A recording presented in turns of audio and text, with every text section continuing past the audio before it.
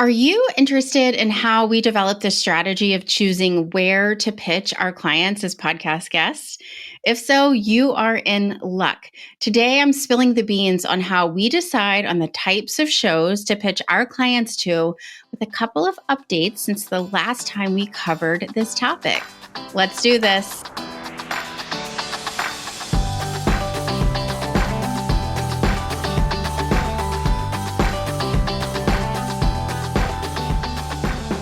Hey there, pitches. Welcome to another episode of Go Pitch Yourself. I'm your host, Angie Trueblood, founder of the Podwize Group, a podcast guesting and marketing agency.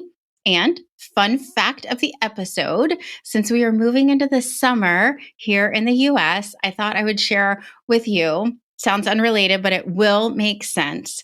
My favorite class that I ever took in my gazillion years of college was a 2-week marine biology class in grad school when I was at the University of Miami. The course was actually held on an island in the Bahamas, Bimini Island, amazing. And we went out every day to observe and collect specimens. Our entire class bunked in a trailer. We went on a shark dive the last day. It's like a testament to the impact of what peer pressure will do.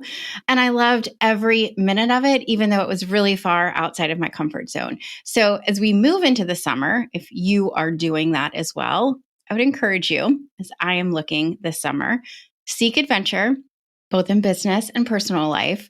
Step out of your adult comfort zone. If you're like me, it has become a little bit smaller as you've gotten older. And maybe even do something that scares you a little bit, like recording this episode on video to see what we can do with it. Let me know what you're doing this summer to seek a little adventure or step out of your comfort zone. All right, I am really pumped to bring you the first episode in our Summer Lovin' series. I've decided to bring back and update 5 of our most downloaded episodes. As you may recall, we just hit our 100th episode, and there's a lot of content in there that new listeners may never have had a chance to go back and listen to. So rather than you needing to listen to 100 episodes to find the gems, even though they're all gems, I thought I would help you out. So if you've never caught these 5 episodes when they first came out, you are in luck. Now is your chance. And if you did catch them when they originally aired, you are still in luck because I'm adding some new thoughts to the mix.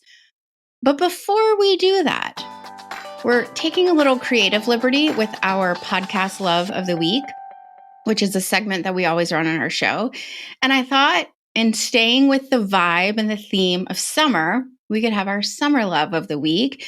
And I could share some things that I'm loving, maybe outside of podcast. So this week's summer love of the week is a newsletter that one of our clients, who I'll be telling you about in a little bit, writes on a weekly basis. And I have really enjoyed it myself. So we are working right now with Jessica Lackey, who is a business strategist and operations advisor. And she writes a newsletter called Radical and Rooted Sundays. It comes out every Sunday. Jessica is one of those business strategists that you really feel privileged if you can get on the inside of her brain. She's trained at Harvard Business School, has a really impressive pedigree of past work experiences, but has a really interesting approach on business and entrepreneurship. So this Radical and Rooted Sundays newsletter is a weekly dose of strategies and inspirations for how we can radically disrupt mainstream business culture so that we can all thrive. Her current series, if you're listening to this the day it comes out, is a 1-month-long segment on Is the Math Mathing? And it really has to do with who are we taking business advice from? Is it relevant for the stage of business that we are in? And what are some of the key pieces that we're hearing in the business world that we might be latching onto that just doesn't make sense for us? So I highly recommend you go check out, sign up for the newsletter, jessicalackey.com. The opt-in for the newsletter is at the bottom of that main page. Check it out. And if you connect with her, tell her I sent you, that you heard us on the podcast. Okay. So let's dig into my updates of today's episode. When I originally recorded it, it was leading up to a launch of our womp womp, now non-existent membership community. But in truth, anything I have ever taught around podcast guesting and hosting has been informed by the strategy and the experiences that we have running the client side of our business. So, what is new then in how we decide the types of shows that we should pitch clients to? We're not talking about how do we find specific shows, but how do we create those buckets of descriptors for the types of shows that make sense for us to pitch to. So, first spoiler, not a lot. The OPP statement that I described in the episode is still one that we use to define our strategy. That said, we have seen a tendency towards more collaborative content creation, where, as I mentioned in the original version of the episode, that we don't pitch to competitors. We sometimes do test it out if the niche is big enough and if a client is engaging enough. What do I mean? I mentioned in the episode that we really don't like to pitch to shows that might seem to be hosted by people who do very similar work to the clients we are representing. And right now, we're kind of testing that out with a current client. So, Matt Phillips is an executive coach for high level corporate sales leader. He has a really interesting backstory of being a professional baseball player and working with sales leaders inside of companies. Now, lucky for us, there's a good number of shows that talk to sales leaders about leadership, which is one of Matt's core topics. A lot of those shows are hosted by people who do similar types of work, right? Either executive coaching, sales coaching. They're in similar spaces to what Matt does. Typically, we would not pitch him to those shows because my premise for a long time has been, okay, cool. But if you show up as an expert on someone else's podcast doing work similar to what they do, the likelihood that that client or that listener is going to come back to your space and convert to be a client of yours is fairly low because they're already following their thought leader in this space. But we've tested this with him because some of these shows are so perfect for him to get in front of ideal audiences. We had a conversation about it. And interestingly, we are seeing hosts in that space. A lot of them are wanting to do introductory calls before they have him on, which is a scheduling nightmare, but we do it. And I asked him, hey, so I know these calls are going well. He's booking interviews after these intro calls. And what I wanted to know was, are they asking about your services or are they more working with you to develop a cool topic for the interview? And really, they're just looking to get to know him and then figure out and collaborate on content, which is great. So he is going to be guesting on a lot of shows that are in his very specific niche. And then we're going to measure and see what ends up happening. Do those audiences convert back to his podcast, which is another reason I was open to it because he has a really easy call to action for those people. If he gets in front of a podcast audience, they tend to like him, then he can direct them over to his show, the Matt Phillips podcast for sales leaders, right? So we will see how it goes and I will report back to you. Okay. The second sort of update for this topic of the type of strategy that we're using to define the types of shows that we're going to pitch our clients to is we have become a bit more fluid on the topics that we are pitching, which does allow us a bit more flexibility in defining the type of show that we pitch to. So we have historically been very practical in the topics that we pitch. A lot of our clients and the ones who tend to perform best with our services and get the best ROI are clients that are service-based businesses. So we've always really stepped into the more of the how-to space, not really a step-by-step DIY approach, but the impact that doing the type of work that they do can have on a business, right? Still really focused on the type of work that they do. But we've started to take a more creative approach and tackle our clients' approach to business and values and lead with that in some of our topics. And so when we do that, we don't always have to pitch to shows that are talking to their ideal clients in a really service-based complementary way. They might just be talking to our clients, ideal clients generally, about topics that are important to them. Or they might want to talk about the overall theme or approach that the host has with regard to business or their specific work. So an example to really highlight this, the client that I mentioned before, Jessica Lackey, is a strategy and operations advisor for businesses. And she believes, and I believe as well, that you can build a profitable business without building it on the backs of your team. So really taking the work off of you, but thrusting it on the backs of the team that is working on your behalf, right? Entrepreneurs that are screaming entrepreneurial freedom, and then their team is like, yeah, I don't have any of that. So she's kind of raging against that machine, which I love. Also, not building it on the backs of clients. So, really delivering excellent work for clients at a price point that represents the value, but doesn't also go so far in the realm of charging prices that are astronomical. You'll have to dig into Jessica's content to understand more of it, but I just really love the approach that she takes. She sees business as we can run a business and serve the collective well-being of our clients, of our team, of our community, and I love that. So that's a really interesting concept that I haven't heard a lot of people talk about, right?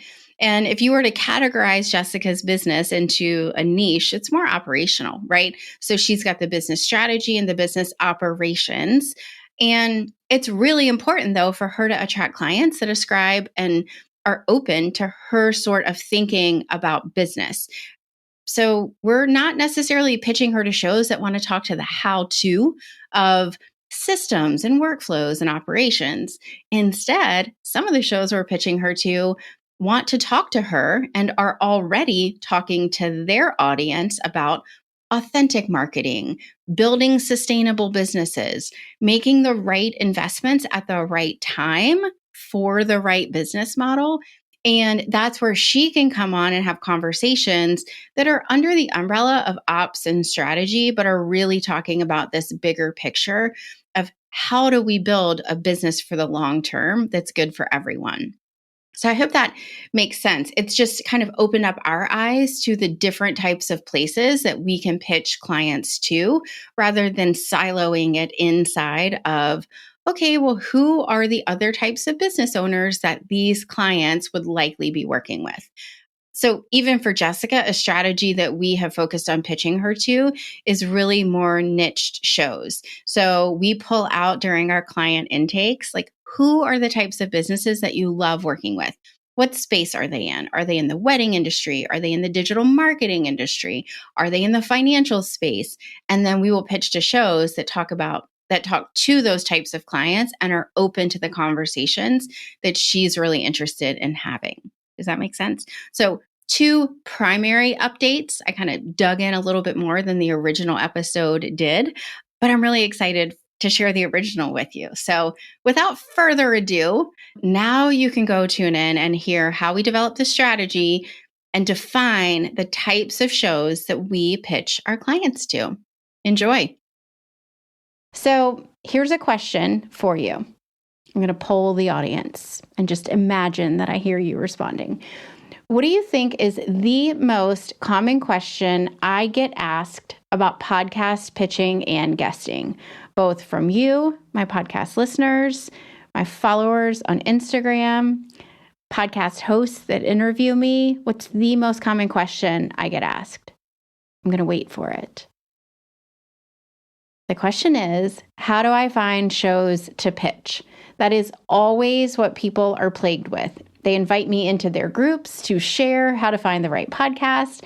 And it's something I am pretty passionate about, bucking the system a little bit, because people so often, when you think about how do I find a show to pitch, you imagine doing, I'm guessing, the research of being in Apple Podcast or poking around on Spotify and finding very specific shows.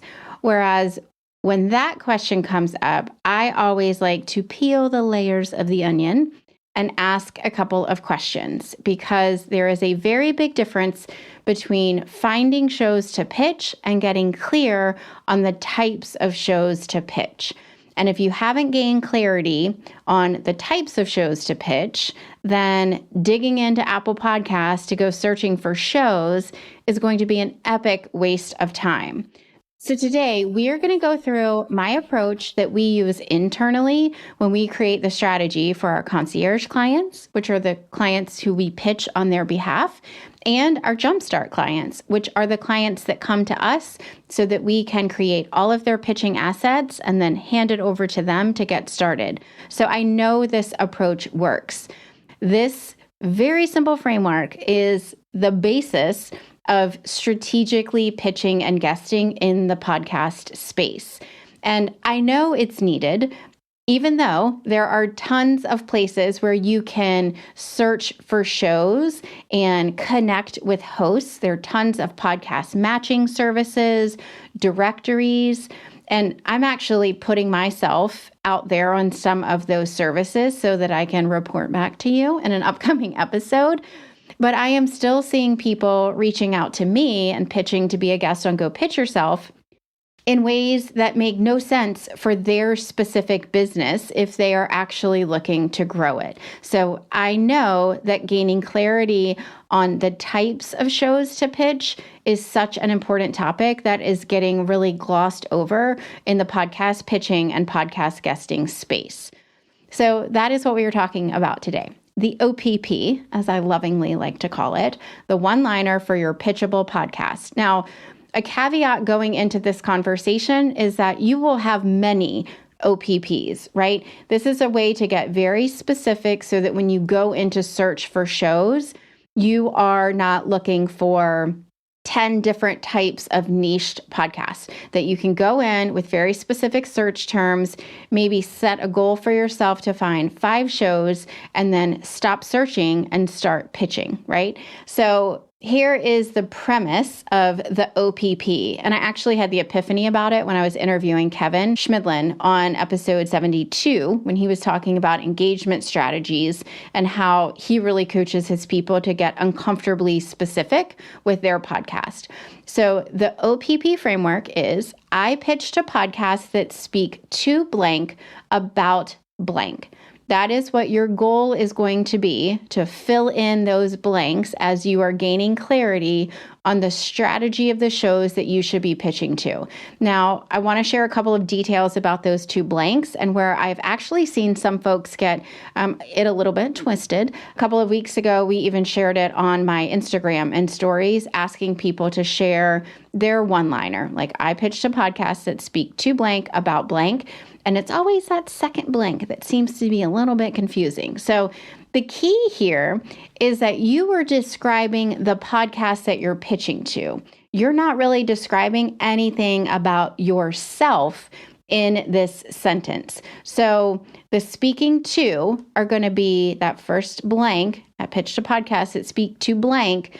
That's going to be a descriptor of the listeners. Who is listening to that podcast? How could you describe them?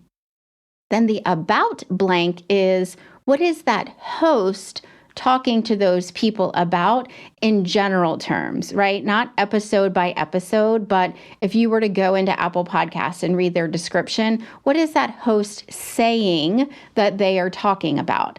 An example for Go Pitch Yourself, for the purposes of clarity, is this is a podcast that speaks to business owners about podcast pitching and guesting. So if you were to identify, and if you're thinking, oh, I would be a great guest for Go Pitch Yourself, then your one-liner for a pitchable podcast would be, I pitch to podcasts that speak to business owners about podcast pitching and guesting. You could probably take it even a little bit more general. I pitch to podcasts that speak to business owners about growing their visibility. Both of those sentences are descriptors of the Go Pitch Yourself podcast. What you are not including in that sentence is what you are looking to speak to them about. In fact, if what you are looking to speak to them about is podcast pitching and guesting, then being a guest on my show is probably not a great fit, because we're not really complementary business owners. We're a bit more competitive, right? And that's not to say that we're not all for collaboration, but if you're trying to use your time wisely and strategically, you wouldn't want to go on a show that is talking about and offering the same types of services that you offer, because likely they are following that host because they love that host. So that's kind of an example so that you can understand if you were thinking you should be a guest on my show, then it would be because one of the types of podcasts that you have identified that you want to pitch to are shows that speak to business owners about podcast pitching and guesting. And so the way to figure out, well, what actually goes into those blanks is really figuring out, well, who are the types of people that I want to get in front of? Who are the audiences that it makes sense for me to meet? And typically, that's going to be the types of clients, the types of students, the types of members that end up being your ideal client, right? And so for me, it's business owners. Could you get more specific? For sure. But this is just one example. So you want to get on podcasts, you want to pitch to podcasts who are talking to audiences of your ideal client. So describe one group of them as best as you can. You don't need to describe them all with this one sentence. Just pick a niche of them if you have one, and that would be speaking to blank. The about piece is, and you've heard me talk about it before, this whole idea of identifying complementary business owners, right? So if you are speaking to business owners and you serve them because you are a copywriter, well, what other types of shows, what other types of information might they be tuning into in order to grow their business that doesn't actually involve copywriting? So it wouldn't make sense for you to say, if you're a copywriter, to say that I pitch to podcasts who speak to business owners about using effective copy for their sales pages, because that's what you would be speaking to them about, right?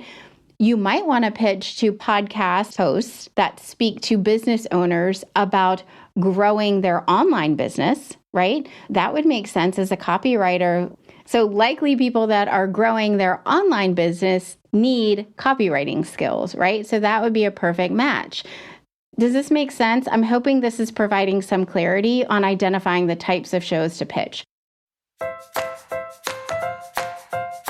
Are you, by chance, an agency owner or service provider who would love to leverage podcast guesting to grow your own revenue, but you would like for you or your teammate to do the actual pitching? That is exactly why we created our Jumpstart Intensive package.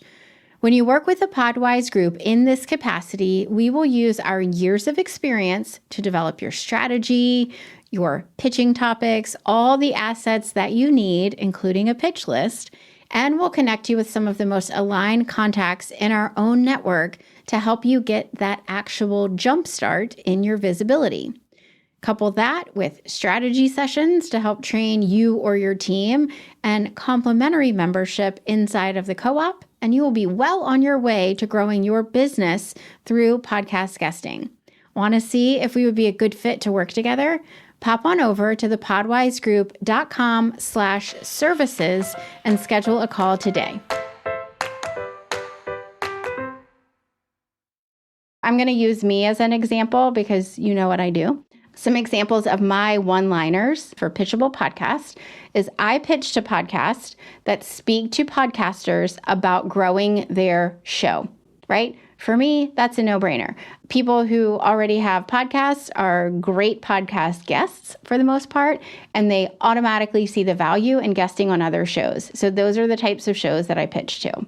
I also pitch to podcasts that speak to service providers about growing their business. So professional service providers, online service providers, most of them also understand the benefit of podcast guesting. So I don't necessarily have to sell them on that idea.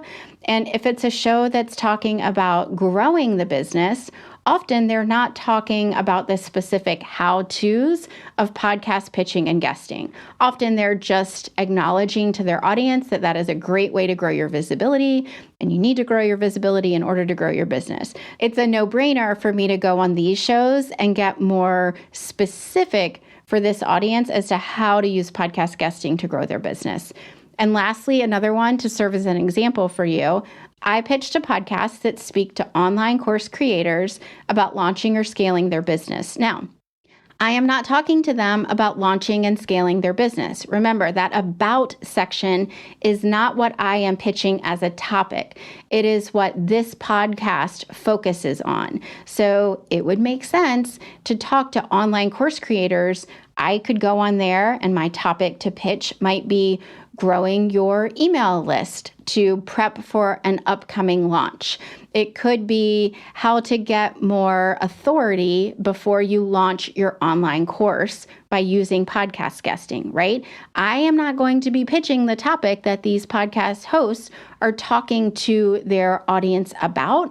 I am going to be picking complementary topics. Does this make sense? Because candidly, that is it for today. This piece of the podcast pitching and guesting, this strategy work, is the very basis of whether or not your guest interviews are going to have any impact on your business or not. You can go out and you can be on 40 shows in a year, but if they are the wrong shows, it is not going to attract anyone back to you. And you can go digging in Apple Podcasts with the best of intentions, but if you don't know specifically the types of shows that you are looking for, you are never going to be able to come out of that black hole of searching. So I want to hear from you.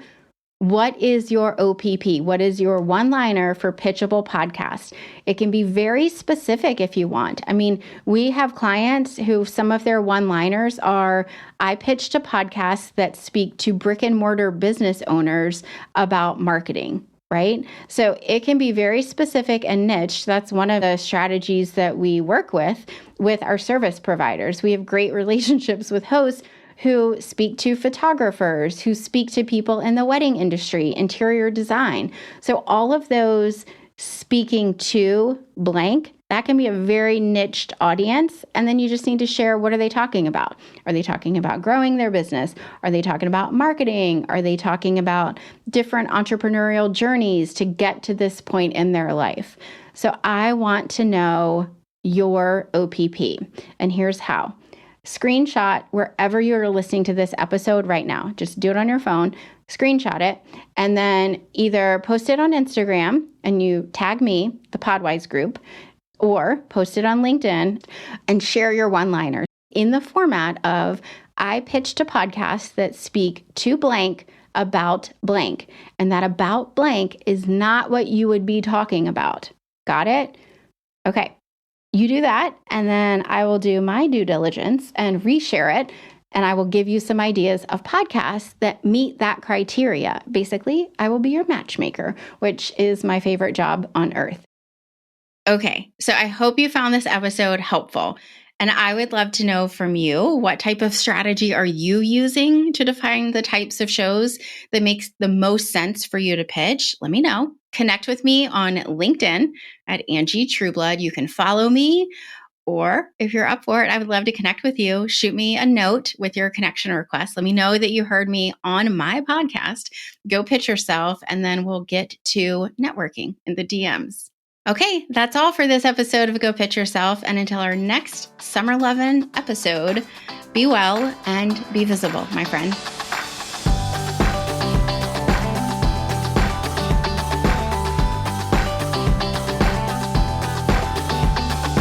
Thanks so much for listening to this episode of Go Pitch Yourself. If you found this episode to be helpful, friend, you would be blown away by what we can accomplish together. Here are 2 next best steps. 1, be sure to sign up for our bi-weekly newsletter. That is twice a month, if that term confuses you as much as it does me. Each week that our episodes drop, I send an action-focused email, including an insider tip of the week based on the work that we do behind the scenes in our clients' business. For example, a recent tip of the week included how to estimate how large a podcast audience is. To get access to this exclusive content, pop on over to thepodwizegroup.com/pitches and sign up.